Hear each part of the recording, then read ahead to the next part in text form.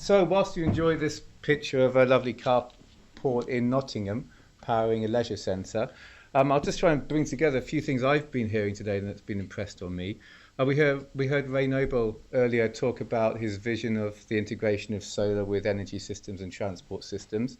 That's something that I'm hearing a lot from our customers, councils, retailers, parking operators, where they're seeing that bringing together energy and transport has massive savings, and that's what we're seeing in the carport space as well. Essentially, you have the increase of electric vehicle charging points, and all that infrastructure is starting to meet with solar power generation in the carport space. A few numbers to throw at you. In the US, they cover 50,000 car parking spaces a year with solar carports, producing about 100 megawatts per year. That's a substantial market. In the UK, we've got our largest solar carport is about 150 kilowatt peak. That's about 75 car parking spaces. There are a number of sites throughout the UK. Ones I can talk about are in Barnsley, in Exeter, in Nottingham. This is beginning to be a mature technology, and I encourage those of you who are in the position to procure these carport systems is to think big. Think on the American scale. Think of covering 500 spaces, generating a megawatts and producing a substantial amount of electricity. When you do that, you'll have to think about complications with the grid. And we heard the talk from Simon at Moxia, what those implications are. But technologies are there in place to solve the problems of grid capacity, to use that energy for electric vehicle networks. There's a massive amount of public money out there for electric vehicle infrastructure, which will substantially reduce the cost of solar carports, because you're essentially electrifying a car park. You're doing it for your electric vehicle charging points, do it at the same time for your solar carports, and you're saving about 5 to 10% of your project cost. There's £600 million of funding out there under the Go Ultra Low programme, and much more from local energy partnerships if you're in the public sector. Speak to any number of specialists in the energy industry if you're a private company, and they should be able to support you to find funding for your own electric vehicle infrastructure, and do it at the same time, integrate it with your solar carport system. So I bumped into a customer from the council, and he asked me how we're doing. A question. How are councils doing in terms of implementing solar? And I wanted to be quite nasty to him and say, come on, you're not doing much. You've got all that land out there. You've got all that cheap government money for infrastructure funds to put in solar panels left, right and centre. What's stopping you? And he said quite rightly to me, solar farms are a no-go. Politically, he can't get planning permission. And I said, but you've got lots of building stock. And he said, not as much as you think. And there are ownership issues. There are complications there. About 1 in 5 of all rooftops are unsuitable for heavy solar panels. I would say another 1 in 5 are unsuitable because of contract reasons. So the actual space available to put your solar panels is not as much as one would think.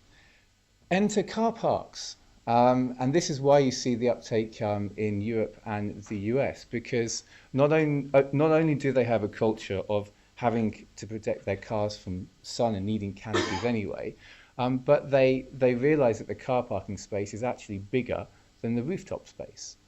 There are about 11 million monetised pay-for car parking spaces in the UK. If we're talking about using your asset properly, why only capture the parking revenue from that car parking space? Look for other revenue sources.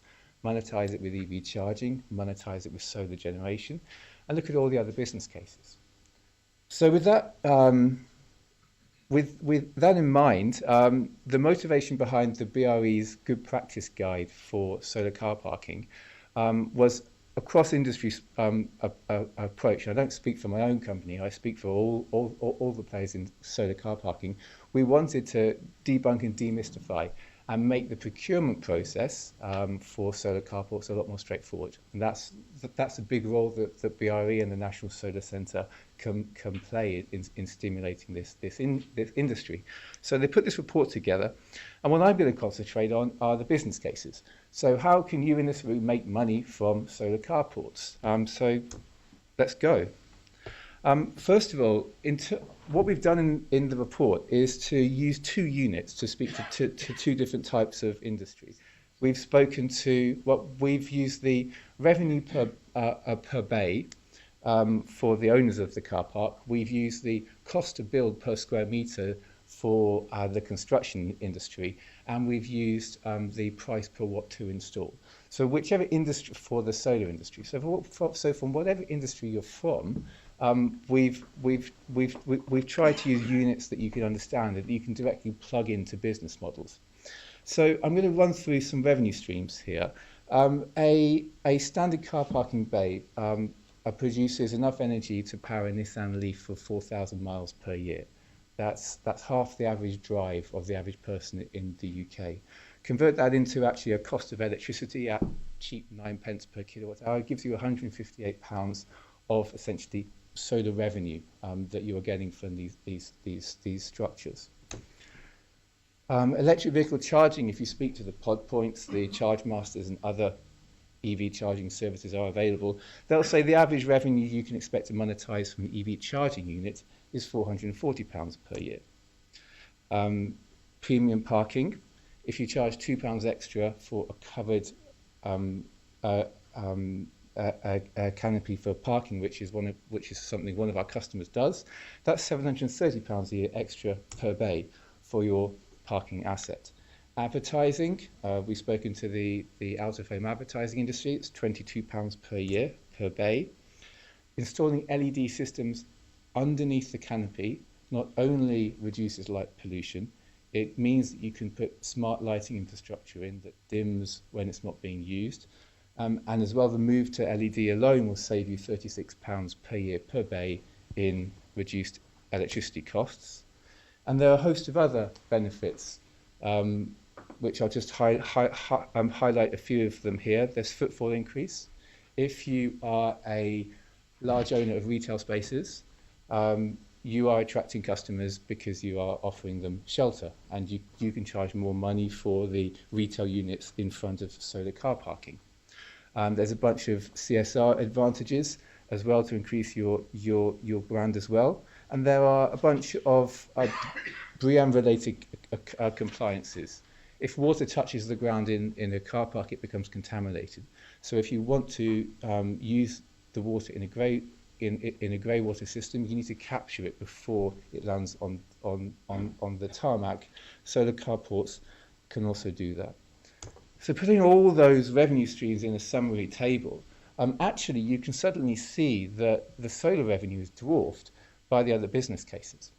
Now, I'm not saying that solar carports are going to be the sum of all those revenues, because each customer is different and each business case is different. But when approaching a large-scale solar carport, keep your eyes open for all these other revenue opportunities and build your business case around that. And what we've done is we've also provided you with a financial model. Now, this has been verified by Macquarie Bank. It's done the rounds. It essentially allows you to input all these figures and find out exactly what is your business case. Now, if you are a council, that's essential in your whole decision-making process. If you're a private company, that'll give you the IRRs and the net PVs that you need to build your business cases. And any one of the carport manufacturers are happy to help you build your business case, and so is Flexisolar. I won't dwell too much on funding options, but PPAs are available in the same way that they are for rooftop solar. So anyone familiar with the concept of essentially renting out space on top of a rooftop, you can do the same thing with a car park. And there are a bunch of PPA options and a bunch of PPA providers out there, and I'll be happy to introduce them to you. One more point, projects. Don't be scared by solar carports. It's not difficult. It's just a bunch of minor civil work. It's done hundreds of times in the UK every year. The guide offers essentially an overview of what a solar carport project requires and the typical timescales. And the big take home here is that actually you don't need to lose any car parking spaces. And that's a very important thing to realise for anyone in the room who actually gets revenue from their car parking space. Structures do not need to reduce the number of car parking spaces, so you maintain all of your car parking revenue. And planned well, a project can be executed in a number of weeks under a staged fashion. So if you time it with essentially the usage of your car park, you can minimise any lost revenue there. So I'll end with a picture of a recent carport installation that Flexisolar did in Barnsley. I hope you can see that it's beautiful. Yes. There are a bunch of improvements that's been seen in carport designs, which actually I haven't seen them in any other countries. A few of the things here are lightweight structures. This is not a heavy structure. It's supported by legs which are about 10 centimetres wide, and hence they fit between the white lines in carport space, between car parking bays, which means you don't use any space. It's quite an airy design. If you look at the panels above, you can see daylight between the PV cells, so it's a bit like you're standing under a forest type canopy. That improves the aesthetic. Electric vehicle charging points can be integrated into these structures and protected between the legs, and they're awesome. So please enjoy that picture. Last slide, and please do get in contact with me if you have any questions. On the right-hand side is the Solar Car Parking Guide by BRE. There were a few copies here, but they go quickly. So please do note it down. It's quite Googleable, and do jump on the BRE website and take a look at it. Before I get kicked off the podium, are there any questions that people are burning to know? Well, we'll come back shortly, Chris, okay. if that's okay. I'll invite everybody up. Okay, thank you, everybody. Cool. Thank you.